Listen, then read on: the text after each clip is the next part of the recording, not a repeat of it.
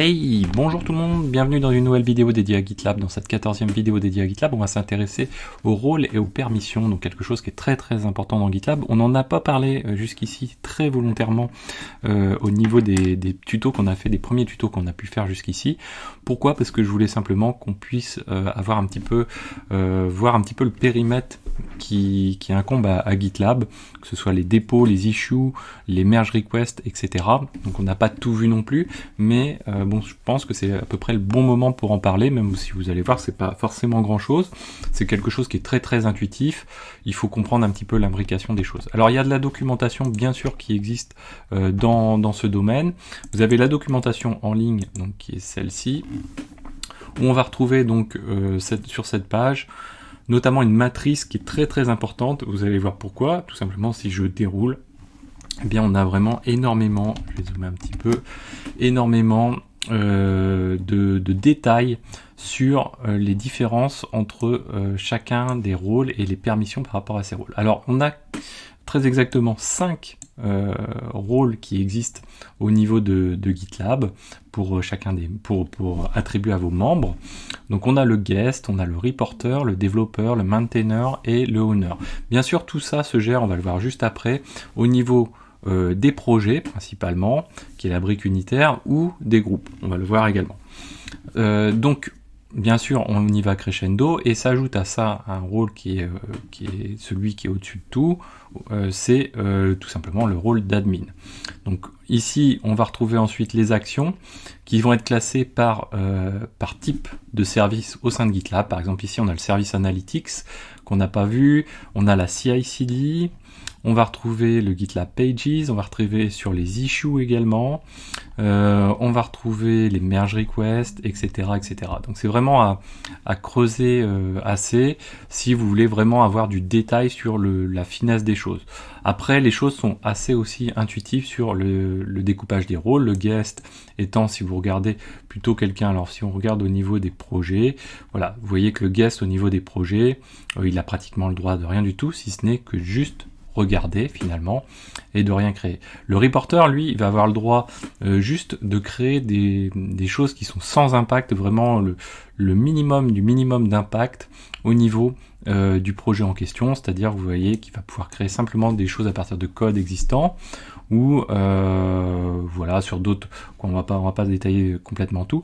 Le développeur, bien sûr, lui, a un rôle beaucoup plus important. Lui, on attend de lui de créer, que ce soit de la doc, donc des pages wiki, de créer des releases, de créer et de pousser du code. Le maintainer, lui, il a un rôle encore plus important au niveau du projet, donc il va avoir déjà une vision beaucoup plus globale, et on attend de lui qu'il sache manager un petit peu l'ensemble du projet, d'un point de vue qualité aussi également de ce projet. Le owner, lui, encore plus bien sûr, donc lui va même pouvoir supprimer complètement le projet, donc c'est comme c'est lui qui l'a créé par défaut, on va dire, donc c'est lui qui en a vraiment complètement la main dessus, et bien sûr l'administrateur qui est au-dessus de tout ça. Donc ça, c'est quelque chose qui est important. Également, vous avez, quand vous avez une instance GitLab qui tourne, comme nous, moi j'ai xavki.gitlab qui tourne donc en local, donc c'est mon instance qui est là, j'ai l'aide en ligne sur les permissions, auquel on va retrouver bien sûr cette matrice qui est très importante. Donc si vous vous posez des questions, il faut se reporter à cette matrice. À savoir également que alors on va le trouver plus facilement ici. Vous voyez qu'ici on a des petits 1, des petits 10, 6. Donc si vous vous reportez bien sûr en bas de cette matrice, vous allez avoir plus de détails, et notamment ce qui est à prendre en compte, vous voyez le petit 1 est très important, c'est qu'on va avoir des distinguos. Donc cette matrice finalement est pas simplement en 2D, mais également en 3D, puisqu'il faudrait intégrer dedans le type de projet, à savoir si c'est un projet interne, public ou privé, et en fonction de ça, éventuellement il y a des petites variations. Alors si on prend le 1 par exemple ici, voilà, suivant le type de projet, ça va pas forcément être le cas pour un guest. Un guest va pas pouvoir forcément voir un projet privé, donc voilà, ce genre de choses. Donc on va faire une petite démo de tout ça, tranquillement. Donc je vous ai rappelé donc les différents rôles, les types de projets, donc très important à avoir également en tête. Donc le private, donc le privé, il va permettre d'être cloné et vu uniquement par les membres du projet, et donc les guests ne peuvent pas le voir, comme je vous le mentionnais tout de suite. Le voir ou le cloner. Le internal, c'est un petit peu plus souple, donc il va pouvoir être cloné par les utilisateurs authentifiés, donc ils n'ont pas besoin d'autorisation, juste une authentification. Et le public, tout le monde va pouvoir le cloner et le visualiser. L'ajout des membres à partir du rôle d'un rôle donc va pouvoir se faire soit à partir d'un rôle de mainteneur, de owner ou de admin. Donc on va pouvoir commencer à jouer sur l'attribution des droits par rapport à des membres, à l'ajout de membres, etc.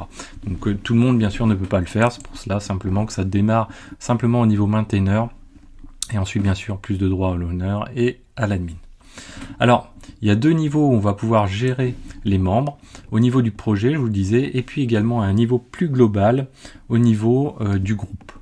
Donc si on se rend ici dans un de nos projets, par exemple celui-ci, Spring, donc on va se rendre dans Project Information, et vous voyez qu'ici on trouve Members. Donc si je clique sur Members, je vais retrouver ce qu'on a eu d'utiliser jusqu'ici. Alors je sais plus si on avait créé ensemble le token quand on avait vu les clones, et là également, donc du coup on retrouve notre user qui est l'utilisateur que j'ai actuellement. Également donc les utilisateurs, très important, on peut passer en mode, si on a des droits d'admin, en tant qu'admin ici, on va pouvoir soit se rendre ici dans Users ou ici dans User, et on va pouvoir surtout consulter cette liste d'utilisateurs, aller sur un des utilisateurs. Donc moi vous voyez que j'ai créé 2 utilisateurs supplémentaires, Xavki Dev 1 et Xavki Dev 2, juste pour la démo aujourd'hui. Et dedans ici on retrouve Group and Projects. Et là on va voir s'afficher au fur et à mesure finalement les droits qu'on va avoir attribués soit nous, soit d'autres personnes à cet utilisateur là. Ensuite, donc une fois qu'on a fait ça, on va se faire un petit exercice. Donc on va rajouter un premier utilisateur qui est, donc je vais utiliser une fenêtre de navigation privée. Voilà, comme ceci. On va se connecter en Xavki Dev 1 par exemple. Comme ceci. Vous voyez que pour l'instant, si je regarde, donc comme j'arrive par défaut sur cette page, ça signifie simplement que, on l'a déjà vu, on a finalement l'accès à rien du tout. Si on regarde les projets, on n'a rien, les groupes, on n'a rien du tout. Donc voilà, hormis ce qu'on pourrait potentiellement créer nous-mêmes, mais c'est tout. Donc pour l'instant, je n'ai absolument rien. Donc là, je vais me rendre dans Spring, par exemple, ce projet-ci, et je vais me rendre dans les Members. Alors, je vais regarder juste les petites choses dont j'avais prévu de parler, voilà. Ok, et donc derrière, donc on va se rendre dans nos... Donc là, donc vous voyez la différence de couleur, hein, le gris foncé là, c'est tout simplement l'admin qui a les droits, ou le owner, ou par exemple le maintainer si c'était le cas. Et là derrière, je vais pouvoir donc soit rechercher les membres qui existent déjà, mais là c'est ceux qui sont attribués au projet. Donc nous on va se rendre dans cette partie-ci, Invite Member. Vous voyez par défaut il nous affiche des membres. On va pouvoir rechercher donc tous ceux qui se nomment Xavki, et nous on a dit Xavki Dev 1. Ensuite on va sélectionner le rôle. Donc c'est soit un guest, soit un reporter, soit un développeur, soit un maintainer. Vous voyez qu'on ne peut pas attribuer de rôle non plus qui est égal à son rang, c'est-à-dire que là, en l'occurrence, je vais pas pouvoir attribuer de rôle supplémentaire de type owner à ce projet-là. Et puis admin, bien sûr, je ne peux pas le faire puisque c'est pas le lieu où il faut le faire non plus. Derrière, on va pouvoir spécifier ou non une date d'expiration donc d'accès à ce projet. Donc ça peut être bien si par exemple vous avez des personnes que vous embauchez pour une mission en un temps donné, etc. Après, le risque c'est aussi de fixer quelque chose qui va expirer et pour lesquels finalement la personne on aura besoin de reprolonger les choses, etc. On a la possibilité donc de faire 2 choses, soit de invite, on va pouvoir ramener directement l'utilisateur dedans, ou sinon, et là c'est pour un autre cas de figure, on va pouvoir importer un utilisateur d'un autre projet, ou la liste des utilisateurs par rapport à un autre projet. Par exemple, si j'ai d'autres projets à côté, on avait le projet par exemple Gitflow qu'on a utilisé, on va pouvoir dire import project members, et du coup il va se calquer exactement sur la liste des users de ce projet là, et il va le rapatrier dedans. Nous, on fait donc Xavki dev 1, on va lui mettre des droits de guest, par exemple, et on va l'inviter. Voilà, donc on retrouve notre Xavki dev 1 qui est là. Vous voyez qu'ici, le max role, c'est défini donc le maximum de droits qui est attribué à cet utilisateur-là. Comment il a été défini? Donc quelle est la source? Donc comme je vous disais, la source, ça peut être un autre projet, ça peut être le direct member, c'est-à-dire créé directement par la page du projet, donc par ce projet-là, on lui a attribué les droits, ou éventuellement par les groupes. On a la date d'expiration éventuellement qu'on pourra modifier ici, donc vous voyez qu'on peut faire de la modification un petit peu plus rapide directement dans le format tabulaire. Nous, notre projet qui est là, alors si on vérifie, il est de quel type? Hop, on va regarder juste les droits. Donc il est de type private, vous voyez, donc on peut pas modifier ses droits. Donc c'est vraiment celui qui est, donc on voyait par rapport au guest, on va pas avoir des droits non plus trop importants. Alors hop là, j'ai juste été un petit peu vite. Members, voilà. Donc là on a Xavki dev 1. Donc si on se reconnecte, bon, on est déjà connecté, mais si on rafraîchit notre page, du coup désormais on a accès à Spring. Et vous voyez que du coup, on ne voit rien du tout. On sait que on a un projet, mais on voit rien du tout. Pourquoi? Parce qu'on est en private, on est sur un private, on serait sur un internal ou un public. Alors bien sûr sur un public, mais sur un internal, on verrait déjà du contenu. Derrière, donc si je fais évoluer les droits de cet utilisateur pour les passer à reporter par exemple, et que je rafraîchis, vous voyez que là j'ai déjà plus de choses. J'ai accès au code désormais et j'ai accès aussi, donc ma colonne de gauche est enrichie par rapport à ce que peut faire un reporter, c'est-à-dire de l'analytics, éventuellement visualiser des pipelines, mais pas forcément intervenir dessus, etc. Donc vraiment, voilà, et ensuite bien sûr on va pouvoir le faire monter en développeur, en maintainer, etc. Donc ça c'est le principe de base de fonctionnement. Vous avez aussi la possibilité de trier, hop là, alors trier ici en fonction donc du nom de l'account, mais également est-ce que l'accès est autorisé pour ces personnes-là. Donc vous avez classé par ordre croissant ou décroissant, donc autorisé ou non autorisé, en fonction du max role également, et en fonction de la dernière connexion réalisée par cet utilisateur. Ça peut être bien quand vous avez des utilisateurs, vous savez que ça fait très longtemps qu'ils n'ont pas été connectés, ou les gens sont éventuellement partis, et vous les checkez si réellement il n'y a pas de problème de sécurité, etc.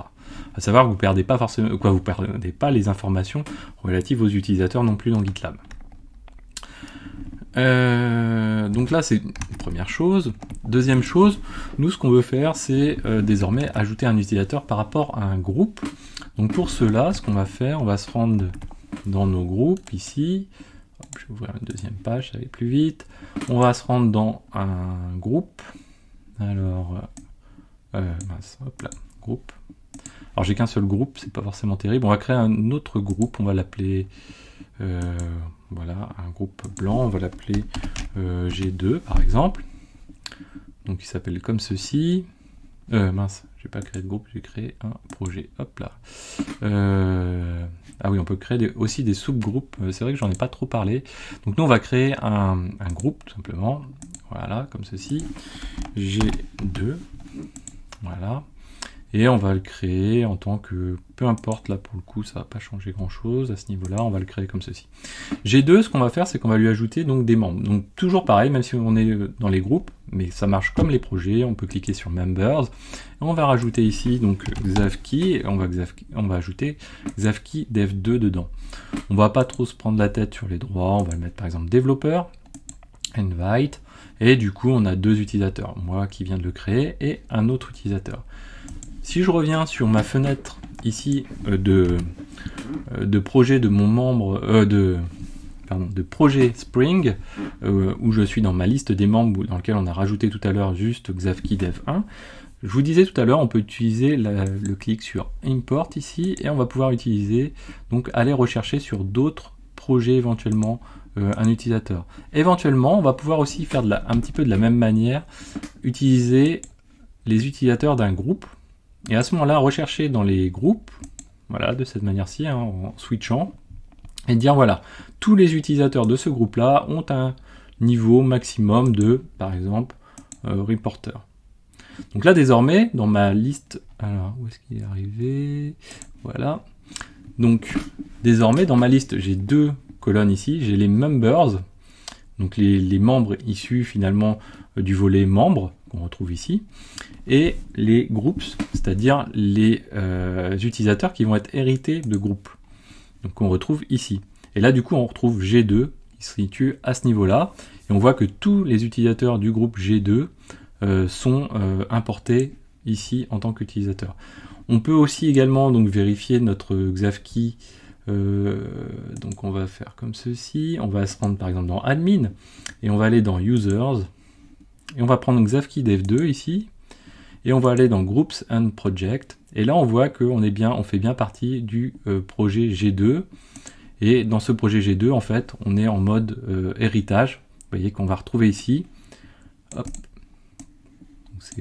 c'est pas très gros, mais on va voir que ici le project partagé with G2, donc le groupe 2, eh bien c'est mon groupe Spring.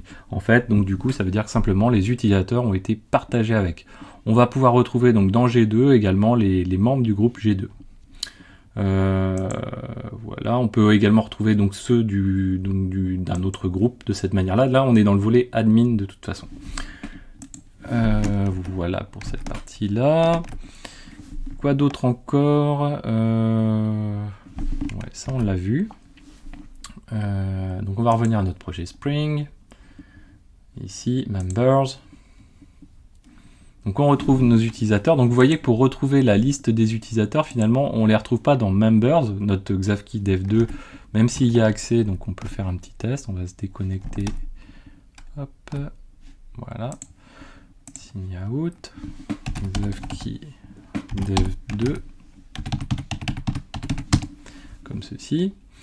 Donc là, je suis connecté. Vous voyez que à l'origine, il n'y avait rien, et là, il a accès à Spring et il y a accès via G2.